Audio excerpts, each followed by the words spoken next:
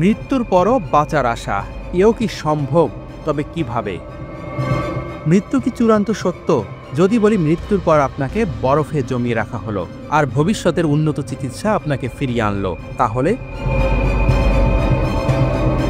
কথাটা science fiction মনে হচ্ছে, কিন্তু বাস্তবে এমন প্রযুক্তি নিয়ে কাজ করছে ইউরোপের প্রথম ক্রায়োনিক্স ল্যাব TomorrowBio।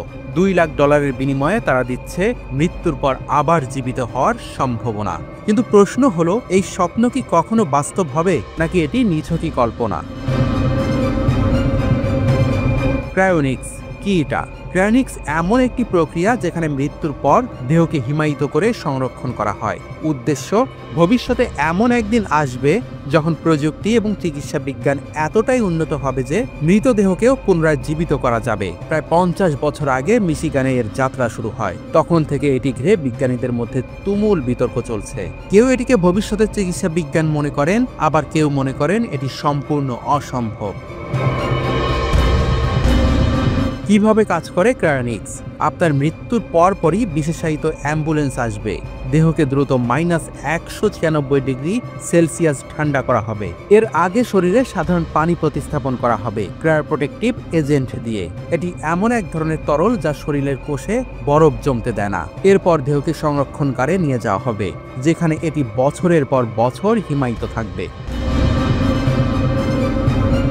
Tomorrow.bio সহ প্রতিষ্ঠাতা এমিল কেন্ট জিওরা বলেন, আপনার দেহ যতদিন প্রয়োজন ততদিন এই অবস্থায় থাকবে। এখন শুধু অপেক্ষা, কবে চিকিৎসা বিজ্ঞান সেই সীমা পেরোবে। কিন্তু ফিরে আসা কি আদৌ সম্ভব? এই প্রশ্নই মূল বিতর্কের কেন্দ্রে। এখন পর্যন্ত কেউই ক্রায়োনিক্স থেকে ফিরে আসেনি, তবে আশার আলো দেখিয়েছেন বিজ্ঞানীরা। কিছু ক্ষুদ্র প্রাণী যেমন সি এলগান্স নামে এক ধরনের গোলকৃমি পুরোপুরি হিমায়িত করার পর জীবিত করা সম্ভব হয়েছে। ইঁদুরের কিডনি 100 দিন হিমায়িত রাখার পর প্রতিস্থাপন করা গেছে এবং তা কার্যকর হয়েছে। কিন্তু মানুষের মস্তিষ্ক, এত জটিল মস্তিষ্ককে হিমায়িত করে তার কার্যকারিতা ফিরিয়ে আনা কি আদৌ সম্ভব? বিজ্ঞানীদের মত কি? কিংস কলেজ লন্ডনের স্নায়ুবিজ্ঞানী ক্লাইভ কোয়েন ক্রায়োনিক্সের বিরোধিতা করে বলেন, মৃত্যুর পর কোষ দ্রুত ক্ষতিগ্রস্ত হতে শুরু করে। হিমায়িত করার পর যদি কখনো দেহ উষ্ণ করা হয়, তাহলে ক্ষতির পরিমাণ আরও বাড়বে। তার মতে এটি অ্যান্টিফ্রিজের ওপর ভিত্তি করে গড়ে ওঠা এক ধরনের বিভ্রান্তি। তবে এমিল কেন্ট জিওরা এমন সমালোচনায় বিচলিত নন। তিনি মনে করিয়ে দেন, এক সময় হার্ট ট্রান্সপ্লান্টও অসম্ভব বলে মনে করা হতো, আজ সেটি খুব সাধারণ বিষয়। কেন্ট জিওরা বিশ্বাস করেন ভবিষ্যতে ক্রায়োনিক্স এমনই সাধারণ হয়ে উঠবে। এখন পর্যন্ত মাত্র 3-4টি মানবদেহ এবং 5টি পোষা প্রাণীকে হিমায়িত করা হয়েছে, কিন্তু ভবিষ্যতে বেঁচে ফেরার আশায় ইতিমধ্যেই প্রায় 700 জন নাম নিবন্ধন করেছেন।